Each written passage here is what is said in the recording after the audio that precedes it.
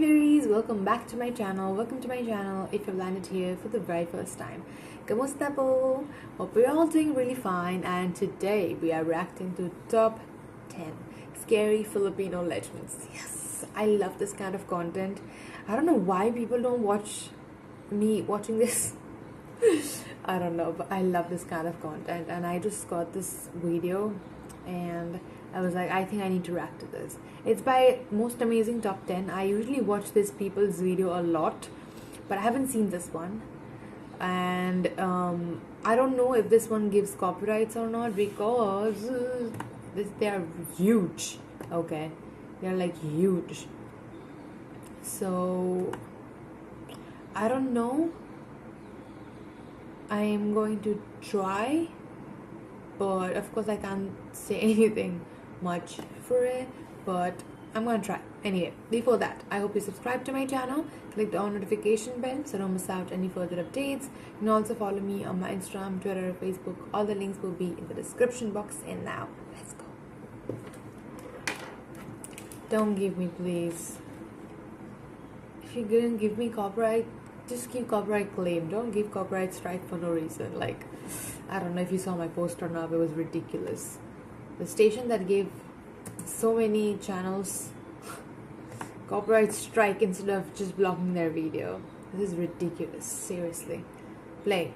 Welcome back, everyone. Another day, another scary urban legends Okay, video. Danny, Today I'm let's doing go. a highly requested country that a lot of you guys have asked for, the Philippines. Located in Southeast Asia, this country is made up of over 7,500 islands, many of which have their own unique cultures, traditions, and of course, very scary stories. My name is Danny Burke, and this is the top 10 scary Filipino urban legends. I also have sunburn on my nose. That's what that is. All right, let's get into this. Starting off with the 10 now, we have the Snake Man. For many years now, there has been a story going around Manila of a half-snake, half-human hybrid that stalks local malls there. The mall belongs to Robinson's Malls, it's urban legend, right? Robina Gokong Wei. People say that she had a set of twins. One of them was born normal, the other came out as a half-snake, half-human with an insatiable appetite for human flesh. Robina panicked about what she would do with this creature that was still her child, and so she came up with a plan. She is said to have opened up the shopping mall there so that she could hide her son in the basements and tunnels below it. According to the stories, as shoppers try clothes on inside the dressing rooms, they will be swallowed by remote-controlled floors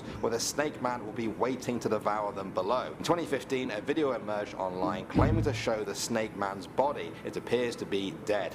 The video remains unverified though, and this strange urban legend. Oh my god, I got chills. Next, at number 9 now, we have the elevator. But it can be like of this urban legend all CGI, over the Philippines, but they often follow the same pattern. A doctor in a hospital walks into an elevator with another patient inside. As they face the doors, they see a small boy running down the hallway towards the elevator, his eyes wide and pale. The doctor quickly presses the closed door button and the boy is shut out just as he gets to the elevator. As the elevator makes its journey down to the basement, the patient turns to the doctor and says, "Why did you do that? The little boy wanted to get on and you stopped him." The doctor just shakes their head slowly and says, "I wanted to, I really did, but he had a red wristband on. We only put those on people that have died." The patient then looks down for a moment in silence and then raises their own arm up to the doctor, smiles and says, "Just like my one." At number 8 now, we have... But it's a very similar story like this. Okay, I think this is definitely a story like in India too, so it's a very similar story. It also has its fair share of scary stories. Perhaps the most famous one involves the disappearing hikers. Locals say they go up the mountain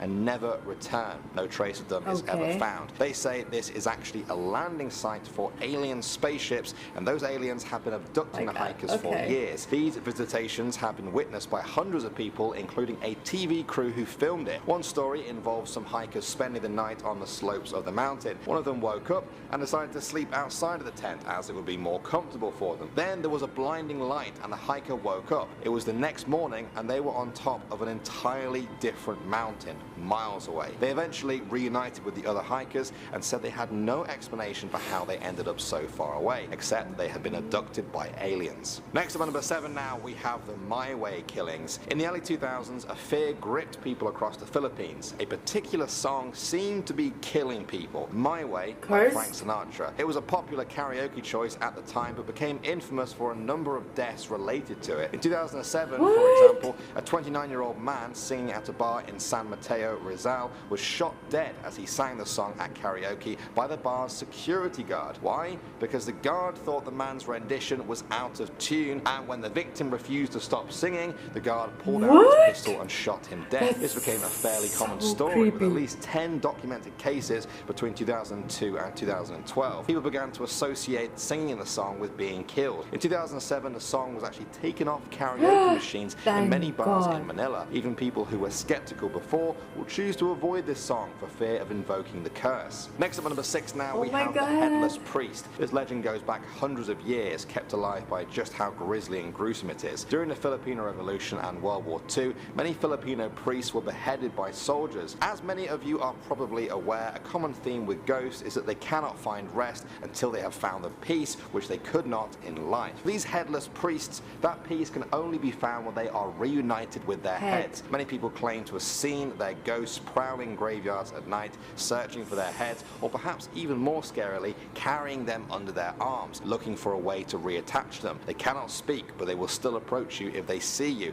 in the hopes that you can reattach their head and send them to the afterlife. Moving on to number 5 now, we have the Devil's Mountain. We talked about Mount Banahor earlier. If that's the good and sacred mountain, then this might be the polar opposite. Its name is Mount Cristobal, and it has gathered a reputation for being the home of many evil creatures, perhaps even the devil himself. There have been a number of cases of hikers going missing along the dark and dense trails there. Officials put it down to poor choices or inexperience, but many locals disagree. They say that supernatural beings have been attacking people as they try to climb the mountain. Naturally, this puts a lot of people off, but some relish the idea of this. It's a common belief that if you can get through the dense forest and fight off these supernatural creatures, you can reach the top and challenge the devil himself. For many people though, simply feeling the ominous presence as they approach the mountain is more than enough for them. Next up at number 4 now, we have the Bloody Bridge. The San Juanico Bridge is said to be the longest bridge in the Philippines, but for many people in the area, that's not why it's well known. It connects the sister islands of Samar and Leyte. It was built as a gift from Ferdinand Marcos, former president of the Philippines, to his wife Imelda, who was a native of Leyte. He left her in charge of the building. During its construction, locals began to notice a number of children were disappearing from both Samar and Leyte. Then, when the bridge was complete, the children just stopped vanishing. How were the two connected? Well, this is the gruesome part. Some people say the foundations of the bridge were made stronger by mixing in the blood of babies and street children using an ancient ritual used to strengthen structures. Some even say the bodies of the children were added to the cement mixer by the construction workers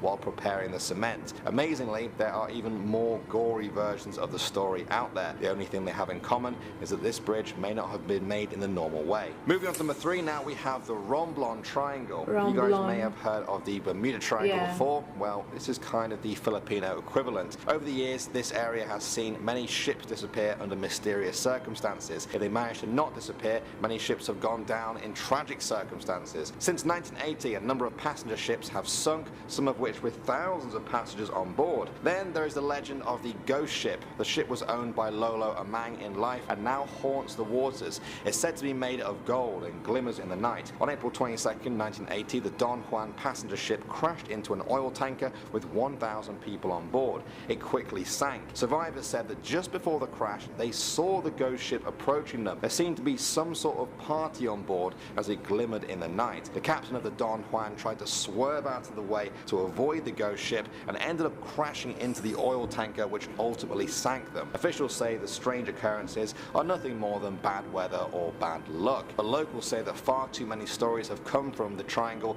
for it to be just bad weather. Next up, number 2 now, we have the White Lady of Balete Drive. This one comes from Quezon City, where locals believe one street is haunted above all others, all thanks to the White Lady. She is said to be a harbinger of death, a revenge ghost that wants the living to feel the fear and terror that she felt before she died. She's been seen since the 1950s, appearing and then vanishing along that road, even materializing in inside people's cars as they drive. The stories tend to go the same way. God. The driver will be going down the road when they see a beautiful woman standing by the side looking for a lift. They pick her up, but after a while of talking, they look in their rear view mirror to see that her face is twisted, torn, bruised and oozing with blood. Locals have learned to not pick up hitchhikers on that road and to certainly never look in the rear view mirror. Several taxi drivers have been said to crash. They say in that never area look from the back. shock I don't get of it why, seeing the but they white lady. always say Many never look this back is what if you she ever wants feel to that. cause the pain and suffering which led to her own death on that dark and creepy road. And finally, number one now, we have Maria Labo. This is the name of a famous woman in some parts of the Philippines. They say she was a vampire.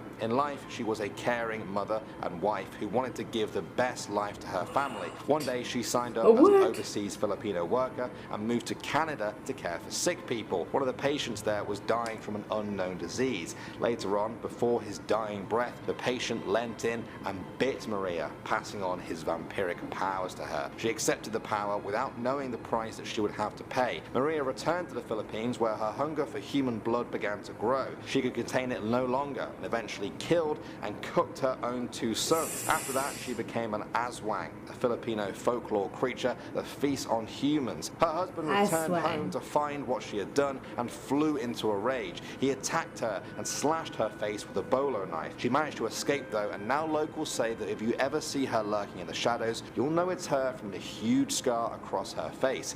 And then it's up to you to start running. Nothing like a nice gory one to end it on, but shall we continue? I was honestly surprised at just how many good Filipino urban legends there were. I loved it. This was an amazing video. But of course, the choice is yours. Leave your suggestions for our next urban legends video in the comments section. Okay, this was amazing. This was amazing. I love this. This is what I actually do when I'm on YouTube, like watching things. That's exactly what I do. I don't know the reaction of you guys on this reaction, but we'll see if we can continue. I really want to, but we'll see. Anyway, I'll see you guys next time. Bye, guys. Love you. Mahal kita.